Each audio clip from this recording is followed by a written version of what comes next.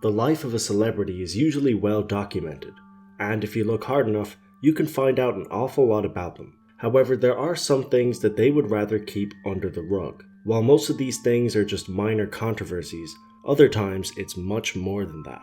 Today we'll be looking at the celebrities that have killed in the past that you might not have known about, whether it's accidental, self-defense, or for a much more sinister reason. So here are 7 celebrities that have killed people. Number 1 is Faye DeWitt. Faye DeWitt is an American actress that was born in 1934. She has a reasonably impressive list of credits under her name that include projects such as Kiki's Delivery Service, Red Dead Redemption, and the recently released horror film Circle.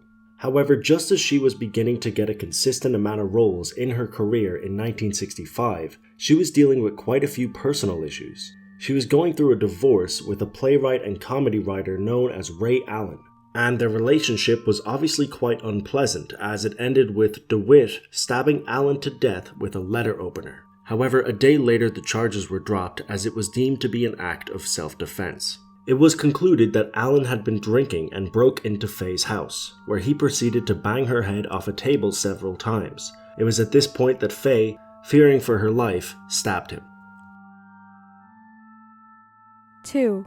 Don King. Don King is an American boxing promoter born in 1931, who's known for promoting some of the biggest boxing bouts of all time. He's worked with the likes of Muhammad Ali, Joe Frazier, George Foreman, and Mike Tyson. Unlike most of the entries on this list, King has actually been involved in 2 controversial incidents where he killed somebody, and they are 13 years apart.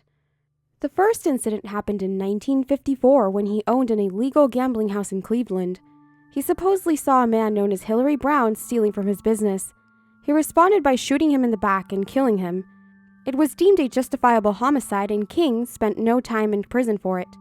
However, King's controversies didn't end there, and his second murder was considered to be much more disturbing. In 1967, King was owed $600 by one of his employees, Sam Garrett. The altercation developed to the extent that King stomped Garrett to death. While some people in America can be sentenced to life in prison for such a crime, King was charged with second-degree murder and only spent less than 4 years in prison for it. What makes this event even more controversial is that in 1983, a number of influential celebrities wrote to the governor of Ohio, Jim Rhodes, and asked for Don King to be pardoned. Surprisingly, the governor did pardon King, and the crime is no longer on his record. Number 3 is Phil Spector. Phil Spector is an American record producer who is widely known as one of the most important and influential people in pop music. He produced and wrote songs for legends such as Leonard Cohen, the Ramones, and John Lennon. However, while he was arguably the most popular music producer of the 20th century, the 21st century was not the same. In fact, he spent most of it in prison as he was convicted of murder in February 2003. Actress Lana Clarkson was at Spector's house when his driver heard a gunshot come from inside the building. He called the police and Spector was taken to prison.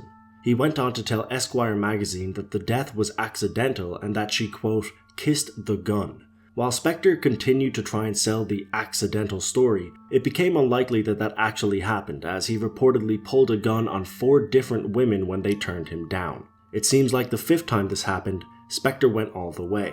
He was charged with second-degree murder and was given 19 years to life in prison. He is currently 77 years old and won't be eligible for parole until he is 88 years of age. 4. Michael Brea.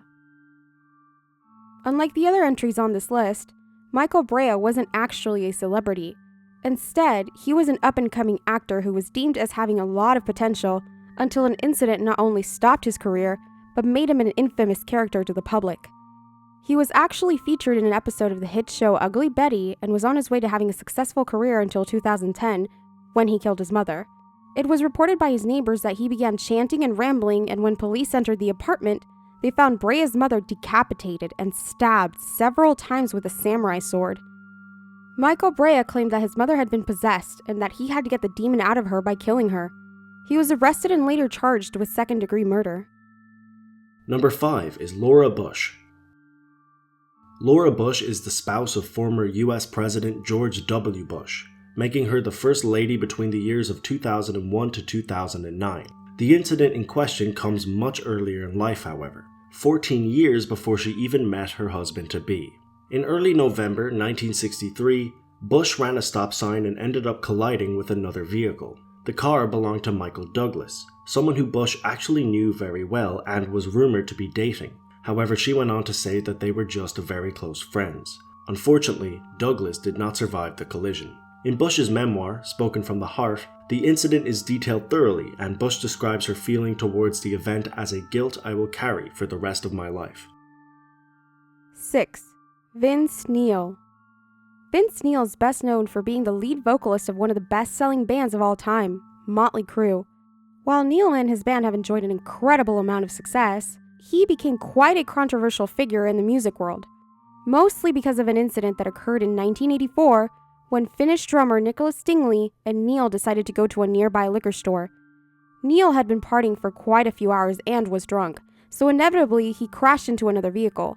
The two passengers in the other car suffered brain damage because of the incident, and Nicholas Stingley was killed. Neil was only sentenced to 30 days in jail, but had to pay $2.6 million to the victims and serve 200 hours of community service, along with receiving 5 years probation. Even though the prison sentence was deemed quite short, it became even shorter when Neil was let out only after 15 days for good behavior. Motley Crue went on to dedicate their third studio album, Theater of Pain, to Dingley.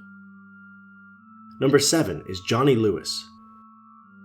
Johnny Lewis is a successful actor who had roles in popular projects such as Sons of Anarchy, Underclassmen, and Drake and Josh. While Lewis was on the verge of becoming an A-list celebrity in Hollywood, his career was sadly cut short when, in 2012, Lewis and his landlady, Catherine Davis, were found dead at Davis's home. It was later established that Lewis had broken into Davis's house and killed her, along with her pet cat.